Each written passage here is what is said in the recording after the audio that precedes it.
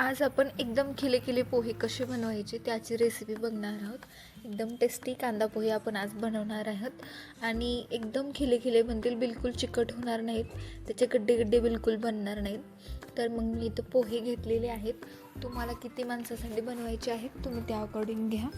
मी इथं 3 कप पोहे घेतलेले आहेत आणि आपल्याला पोह्याला स्वच्छ धुवून घ्यायचं आहे पाणी घालून। आणि काही जण काय करतात की पोह्यामधून पाणी ओतून काढतात कडला, मग त्याने काय होतं शेवटी खाल्ल्या बाजूला ना पाणी तसंच राहतं थोडंसं आणि पोहे जास्त भिजतात। मग मी पाणी ओतून काढण्यापेक्षा असं प्रेफर करते जास्ती की पोहेच पाण्यातून काढून कडला ठेवायचे। तर मी इथं पाण्यातून पोहे कडला काढत आहे। तुम्ही पण एकदा ही मेथड ट्राय करून बघा। तर ज्यांचे पोहे म्हणजे असं वाटतं त्यांना की जास्ती भिजलेत आणि गड्डे बनत आहेत मध्ये असं वाटत असेल ना, तर त्यांनी ही मेथड ट्राय करून बघा। पाणी ओतून काढण्यापेक्षा तुम्ही पाण्यातूनच पोहे काढून बघा, ते भिजतील हे छान आणि खुले पण बनतील। तर इथं पहिल्यांदा पोहे काढून घेतले आणि पोहे काढून घेतल्याच्या नंतर आपल्याला कांदा मिरची वगैरे चिरून घ्यायचं आहे। इथं मी चिरून घेतलेले आहे। नंतर पहिलं पोहे पाण्यातून काढून घेतलेले आहेत। इथं तुम्हाला साहित्य मी दाखवते। कांदा मिरची कढीपत्ता आणि कोथिंबीर घेतलेली आहे। थोडेसे शेंगदाणे आणि डाळवं मी घेतलेलं आहे। तुम्हाला जर घालायचे असतील तर घाला किंवा तुम्ही स्किप पण करू शकता। आता मी याच्यावरती कढई ठेवलेली आहे। कढई थोडी रुंदच असावी म्हणजे तुम्हाला पोह्यांना छान परतून घेता येतं। तर याच्यामध्ये तुमच्या अकॉर्डिंगली तेल घाला। पोहे करताना थोडंसं तेल जास्तीच लागतं आणि तेल तापल्याच्या नंतरच आपल्याला त्याच्यामध्ये जिरे मोहरी टाकायचे। थंड तेलामध्ये शक्यतो टाकू नका, ते व्यवस्थित भाजणार नाही। आणि त्यानंतर मी घातलेला आहे कांदा आणि मिरची मी एकत्रच भाजून घेते नेहमीच, कारण मिरची पहिलं घातली तर जास्त तिखट होईल, कांदा पहिलं घातलं तर पुन्हा मिरची नीट भाजणार नाही।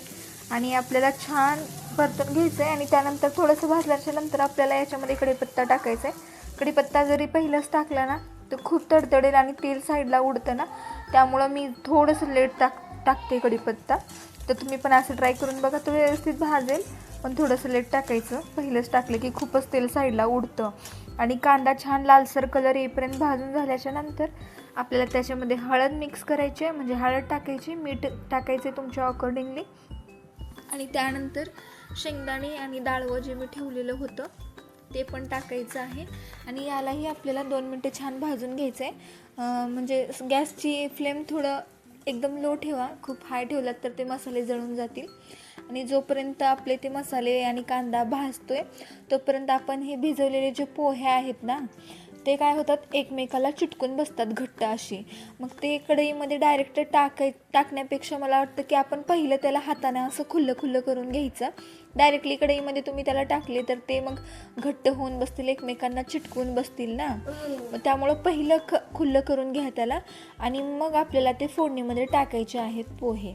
तसंच टाकलात तर पुन्हा जास्त परतावंही लागेल आणि ते जास्त खुल्ले होणार नाहीत, म्हणून पहिलंच मी त्याला खुल्लं करून घेतले।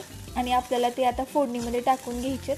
फोडणीमध्ये टाकल्याच्या नंतर त्याला हे छान परतून घ्यायचं, जवळपास 2 ते 3 मिनिट पूर्ण पोहे परतून घ्यायचे। आणि त्यानंतर आपण कोथिंबीर पण घालणार आहोत यामध्ये। तर कोथिंबीर घालून आणखी एखादा मिनिट आपल्याला परतून घ्यायचं आहे याला। आणि पोहे एकदम रेडी असतात, खूप जास्त याला शिजवायची गरज नाही। तर आता पोहे रेडी झालेले आहेत इथं आणि आपल्याला आता त्याच्यावर फक्त झाकण ठेवायचं आहे आणि 1-2 मिनटासाठीच फ्लेम ऑन ठेवायचे आणि नंतर आपल्याला फ्लेम बंद करून टाकायचे। आणि 2 ते 3 मिनटानंतर आपण त्याची लीड उघडून मग ते खाण्यासाठी एकदम रेडी आहेत। थोडी वाफ त्याला असावी, म्हणजे बंद करून ठेवावंच लागणार आहे झाकून थोडी वेळ, म्हणजे ते एकदम छान खुले होतील आणि त्याची सगळी टेस्ट म्हणजे त्याच्या मसाल्याची टेस्ट ती आतमध्ये ओढून घेतील पोहे। आणि फायनली लिंबू आणि वरतून थोडासा शेव टाकून खाल्ला तर एकदम भारी लागतात हे पोहे। तुम्ही पण ही रेसिपी नक्की ट्राय